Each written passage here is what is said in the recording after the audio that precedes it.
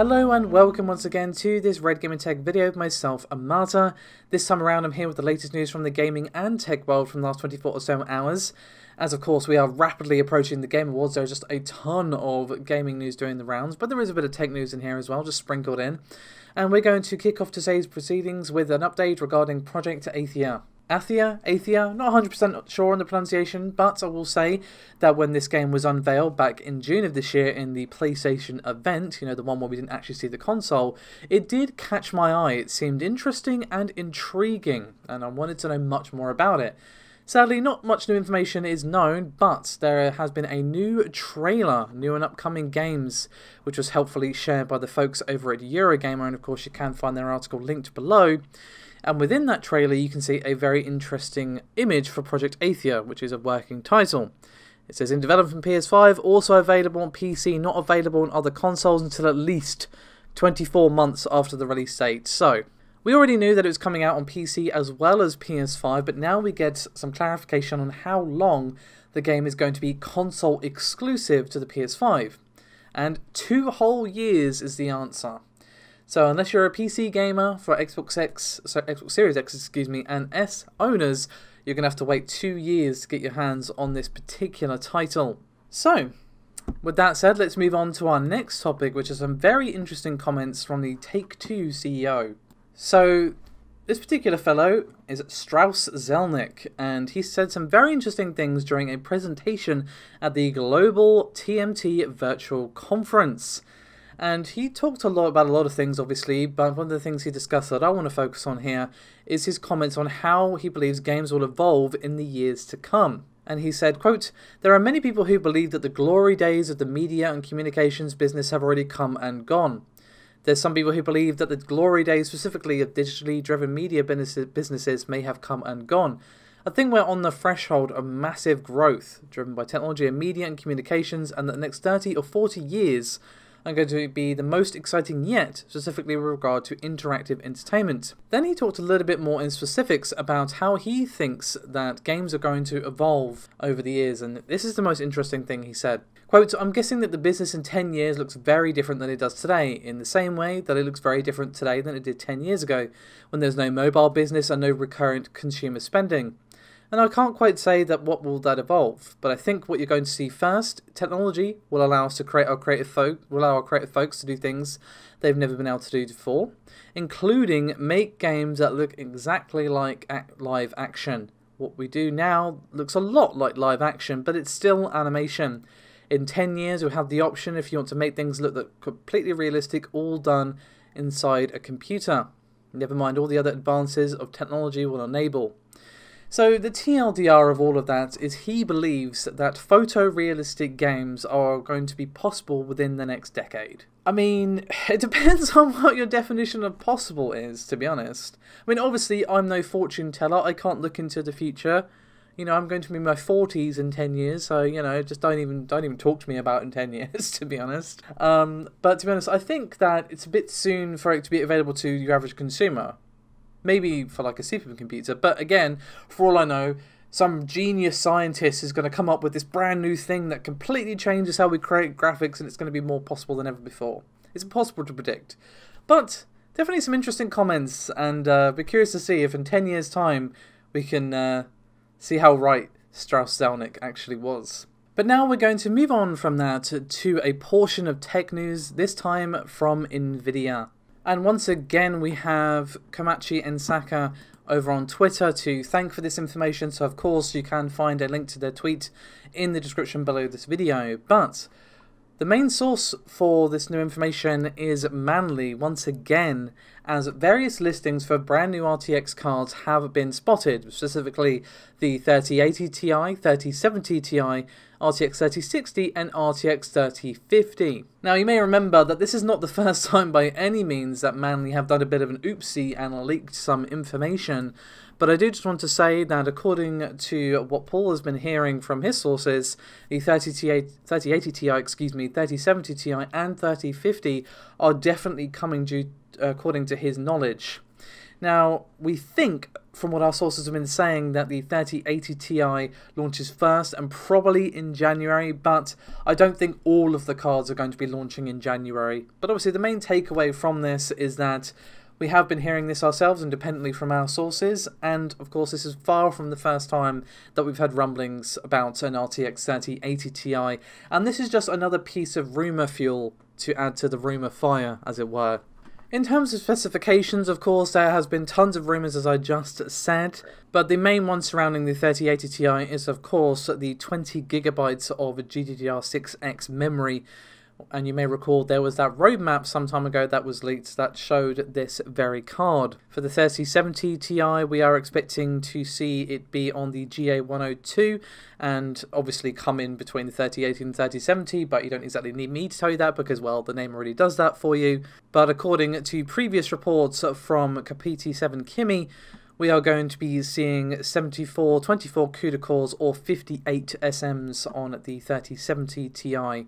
And further, according to Kapite, not really sure on the pronunciation to be honest, we are going to be seeing 30 SMs on the 3060 and is going to be based on the GA106 GPU, and for the 3050 Ti it's going to be GA106 but a cut down GA106 300 configuration. And we are expected to see a total of 28 SM units on this particular GPU. Of course, how true all of these rumours and specs end up being, well, time will only tell on that, unfortunately. But a quick thing before we move away from tech, a little something from Navi before we move over. This time we have a little update thanks to Patrick Schur over on Twitter, and his name should be very familiar to you by now. And his tweet is a simple one, but an intriguing one. It says, Tesla wants to use Navi 23 for their cars. Now do keep in mind that we haven't actually been able to verify this information, but it does seem to be that the GPU is going to be for playing games and so on within the Tesla car, but once again, we have been able to verify this, but I will also stress that Patrick is generally pretty accurate.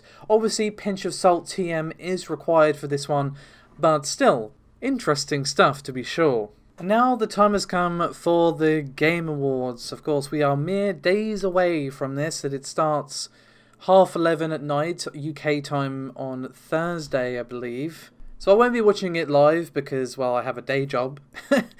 But I am very eager to see exactly what we're going to be seeing reveal-wise for this particular event. Obviously, the awards are a big part of it, but there's always new game trailers, new reveals. You know, I've already discussed in the past how there's hope that we're going to be seeing Elden Ring at this particular event, and this is literally our last chance to see Elden Ring this year, and it would just help make 2020 suck just that little less if we finally saw some Elden Ring at the very tail end of it.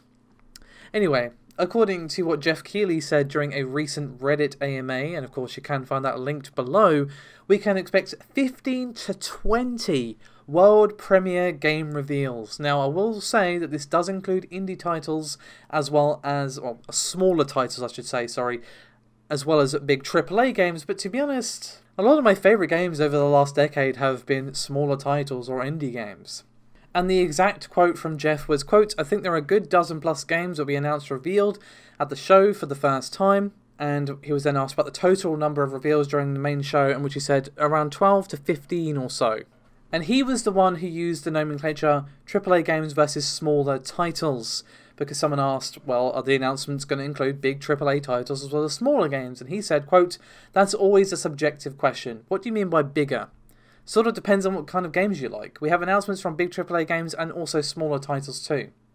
And he's not wrong, to be honest. Like, I mean, I know Hades just came out, but let's just pretend we're in opposite land and Supergiant Games didn't just release a game this year. And if they came out and said, oh, here's a trailer for Supergiant's new game, I would be excited for that because I love Supergiant. Every game they put out is great.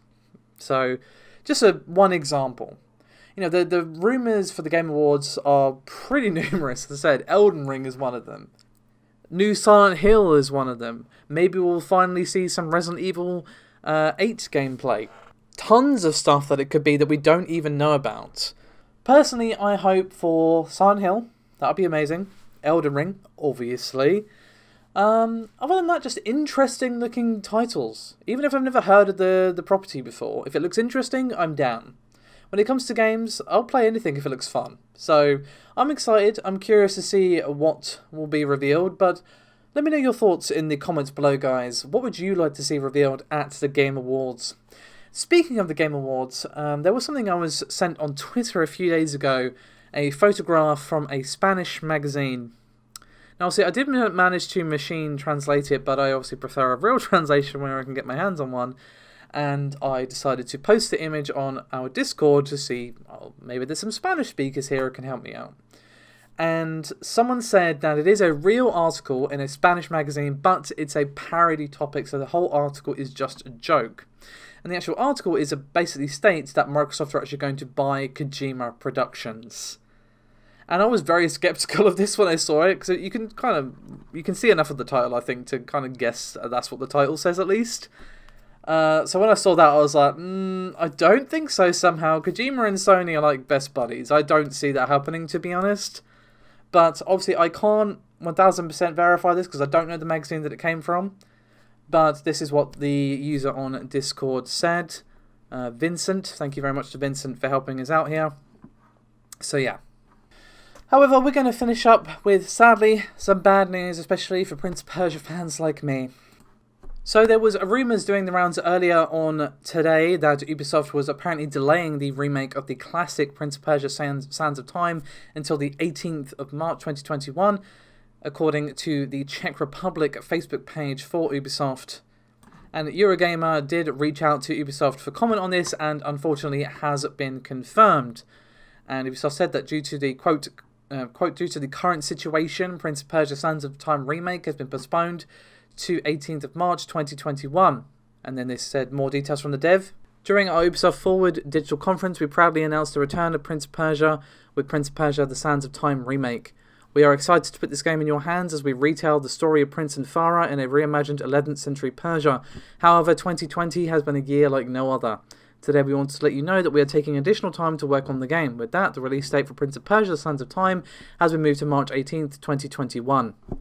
Now, the remake was originally slated for January, so this isn't a huge delay. It's a couple of months, and I think given everything that's happened this year, and obviously the developers are probably working from home or in staggered shifts or whatever, obviously I don't know what they're doing over at Ubisoft, but regardless, I think we can let them off with a 2-month delay. Maybe we can polish up those graphics a little bit, huh? Anyway, that is me done for this video. Thank you so much for watching. As always, your support means a huge deal to both myself and Paul. Do remember to like and subscribe if you haven't done so already, and I'll see you next time. Bye-bye.